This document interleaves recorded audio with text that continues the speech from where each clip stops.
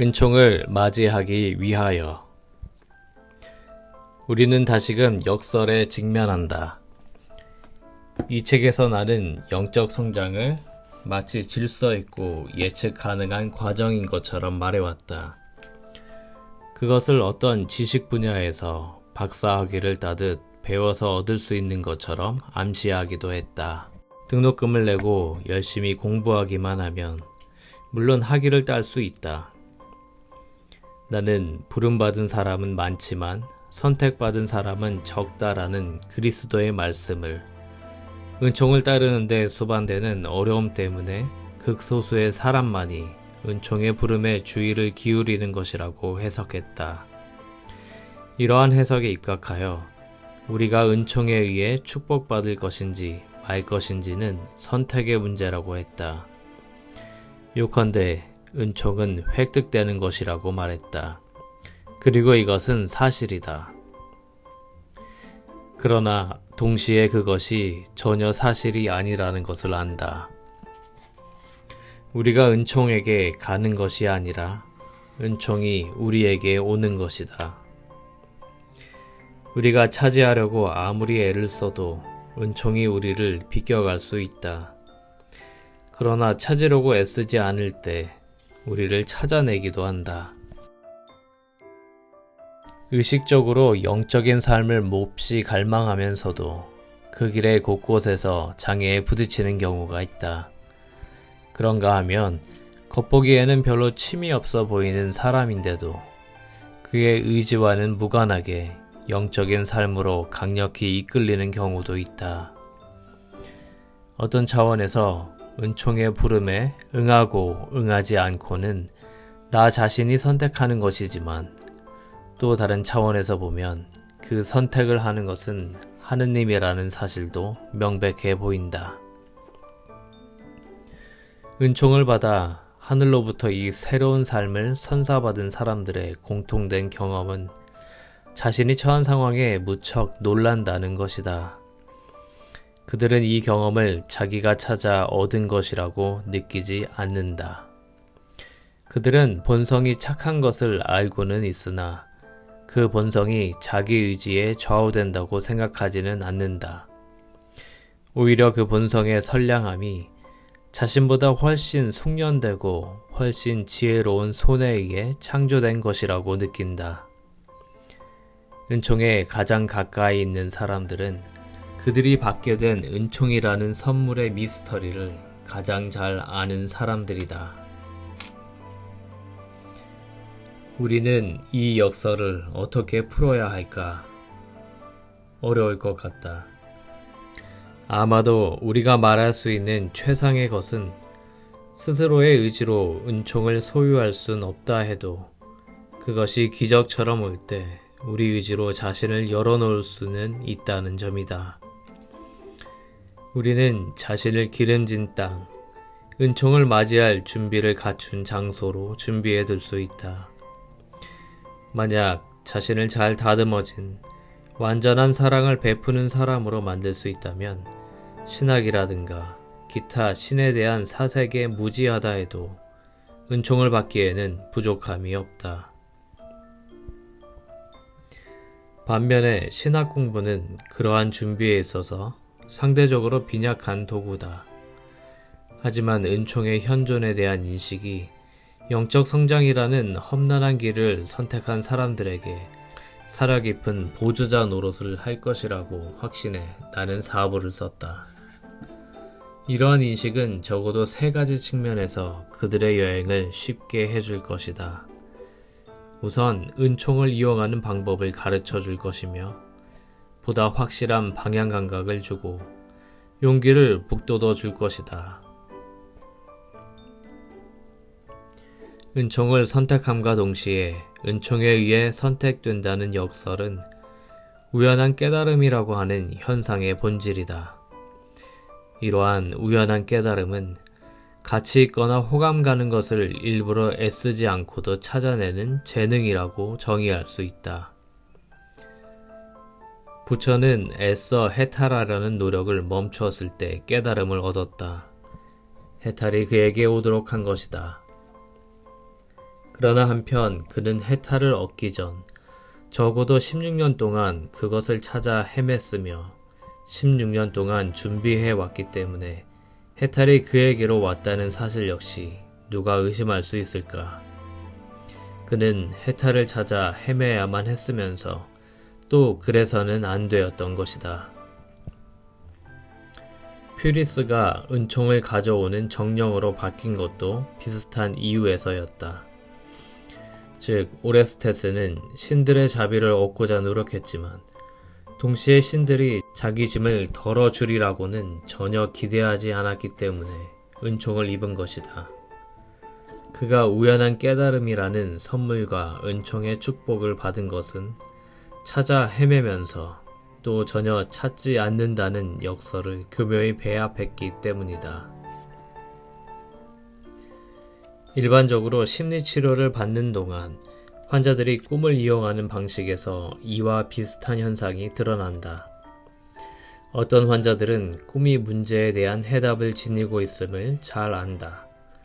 때문에 이 해답을 찾기 위해 재빠르고 기계적으로 상당히 공을 들여 모든 꿈을 아주 자세한 부분까지도 세밀히 기록하여 심리치료사에게 가져온다. 그러나 정작 그들의 꿈이 도움이 된 적은 거의 없다. 실제 이들의 꿈이라는 재료는 치료에 방해가 될 때도 있다. 그 모든 꿈을 분석하고 있을 시간이 거의 없다는 것이 한 가지 이유이고, 또 다른 이유는 꿈이라는 재료가 지나치게 많아서 보다 생산적인 결과를 얻을 수 있는 작업을 저해할 수도 있기 때문이다. 그리고 그 자료들은 분명치 못하고 흐릿할 수도 있다. 그런 환자들에게는 꿈에서 무언가를 찾아내려는 노력을 중단하고 꿈이 자기에게 오도록 내버려 두라고 말해야 한다. 즉, 무의식이 어떤 꿈을 의식 속에 등장시킬 것인가를 선택하도록 내버려 두어야 한다는 얘기다. 하지만 이렇게 가르치는 것 자체가 대단히 어렵다. 환자에게 자기 자신의 통제를 얼마간 포기하고서 마음을 느긋하게 바라보는 수동적 자세를 유지하라고 요구하는 셈이기 때문이다. 그러나 일단 환자가 꿈에서 무엇인가를 끌어내려는 의식적인 노력을 포기할 수만 있다면 기억된 꿈은 양적으로는 줄지만 그 질에 있어서는 극적이라 할 정도로 증가한다. 그 결과 환자의 꿈은 더 이상 찾아 헤매진 않지만 무의식으로부터 주어진 선물인 그 꿈은 치료에 결정적인 도움을 준다. 하지만 동전의 반대편을 보면 꿈이 주는 어마어마한 가치를 전혀 모르거나 이해하지 못한 채 심리치료를 받으러 온 많은 환자들을 보게 된다. 결과적으로 그들은 꿈이라는 재료 자체가 무가치하거나 중요하지 않다고 생각하고는 의식에서 내몰아버린다. 이런 환자들은 우선 꿈을 기억하고 그 꿈에 포함된 보물을 감정하고 인지하는 법을 배워야 한다. 꿈을 효과적으로 이용하기 위해서는 우선 그것의 가치를 늘 의식하고 꿈이 우리에게 왔을 때 잘 이용하도록 애써야 한다. 그뿐만 아니라 때때로 꿈을 찾거나 기대하지 않으려는 노력도 해야 한다. 그것이 진짜로 선물이 될 수 있도록 내버려 두어야 한다. 은총의 경우도 마찬가지다. 우리는 이미 꿈이라고 하는 것이 우리에게 주어진 은총이라는 선물의 여러 형태 중 하나임을 알았다. 은총이 취할 수 있는 다른 여러 형태, 즉 갑작스러운 통찰력, 예감, 동시발생적인 것, 우연한 깨달음 등에 대해서도 똑같이 역설적인 접근이 필요하다. 그리고 사랑에 대해서도 마찬가지다. 누구나 사랑받기를 원한다. 그러나 그러려면 먼저 우리 자신을 사랑스러운 사람으로 만들어야 하며 또한 사랑받을 준비를 갖추어야 한다. 자신을 잘 훈육하고 사랑이 넘치는 사람으로 만들어 감으로써 사랑받는 사람이 될 수 있다. 사랑받고자 노력한다고 해서 사랑받고자 원한다 해서 사랑받을 수 있는 것은 아니다. 그럴 땐 오히려 의존적이고 거머리 같아져서 진정으로 사랑하는 것과는 더욱 거리가 멀어진다. 그러나 보답을 받으려는 원초적 욕망 없이 자신과 타인을 잘 보살핀다면 우리는 사랑스러운 사람이 될 것이다. 또 굳이 구하려 하지 않았던 사랑의 보답이 우리를 찾아올 것이다.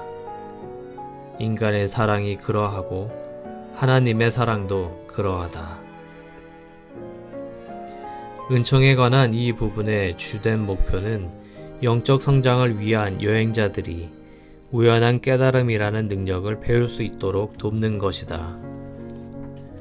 또한 우연한 깨달음을 재능 자체가 아닌 의식 밖의 영역에서 오는 은총을 알아보고 그 선물을 활용하는 학습된 능력으로 다시 정의하려 한다. 이 능력에 힘입어 영적 성장을 향한 여행은 우리의 의식적 의지가 할 수 있는 것보다 훨씬 정확하게 하나님의 보이지 않는 손과 상상할 수 없는 지혜를 따라 바른 길로 인도된다. 그렇게 인도됨으로써 여행은 더욱 빨라진다. 이러한 개념들은 부처, 예수, 노자, 그 밖의 여러 성현에 의해 이미 여러 가지 방식으로 제시되어 왔다. 이 책의 독창성은 20세기를 살아가는 인간인 내가 내 나름의 특별한 방식으로 같은 이념에 도달했다는 데 있다.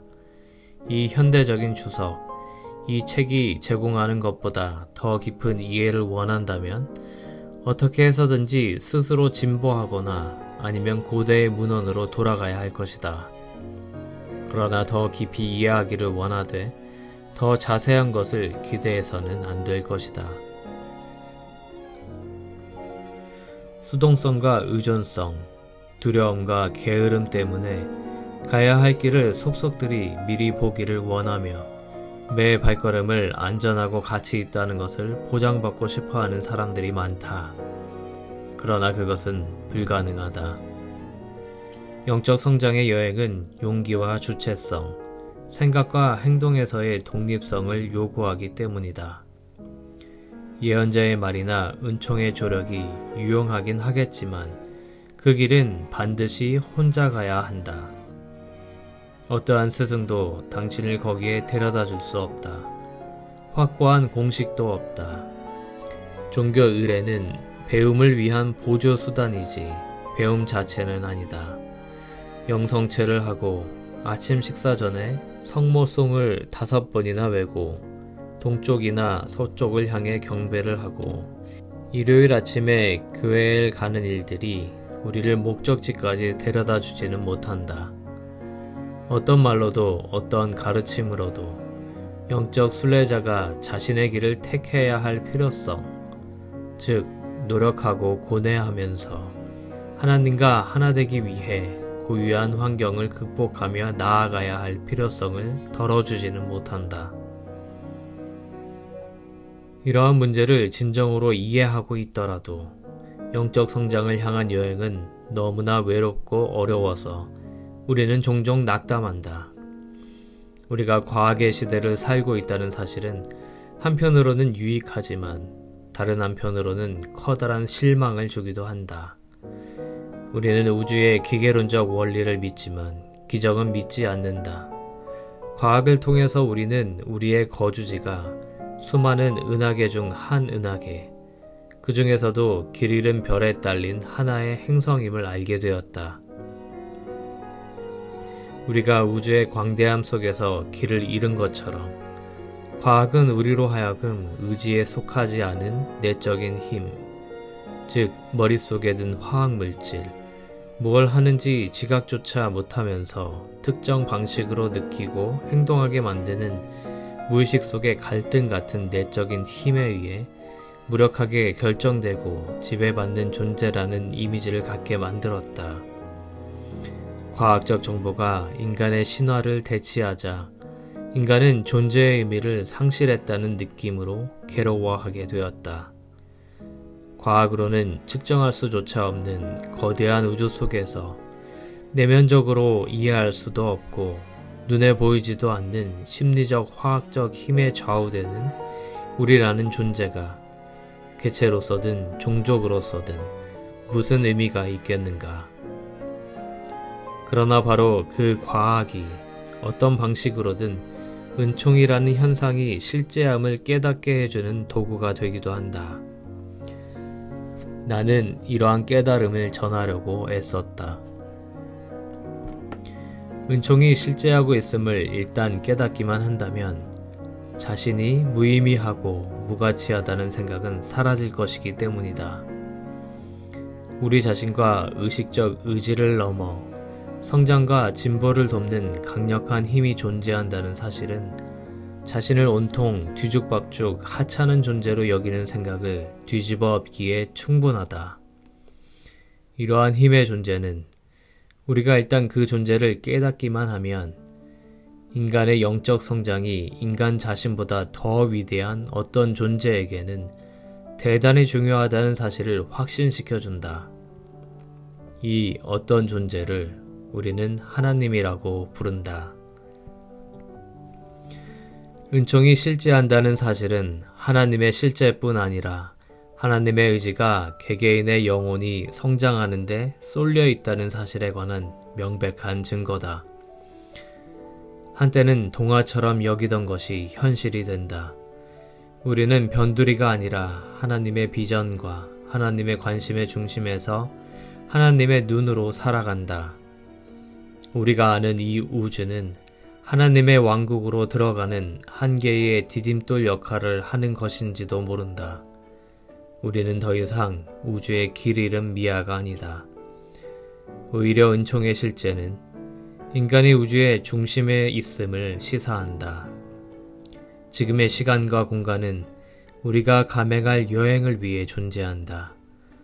환자들이 자신의 중요성을 확신하지 못하고 우리의 작업에 수반되는 노력이 너무 힘들어 마음 상해할 때 나는 가끔 인류는 진화라는 도약을 하는 중이라고 말해준다. 우리가 이 도약에 성공할지 실패할지는 전적으로 당신의 개인적 책임이에요.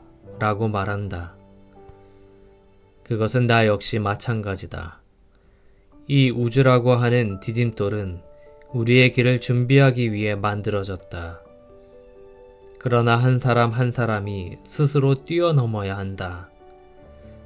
은총으로 말미암아 우리는 휘청거리지 않을 수 있고 은총으로 말미암아 우리는 환영받고 있음을 안다.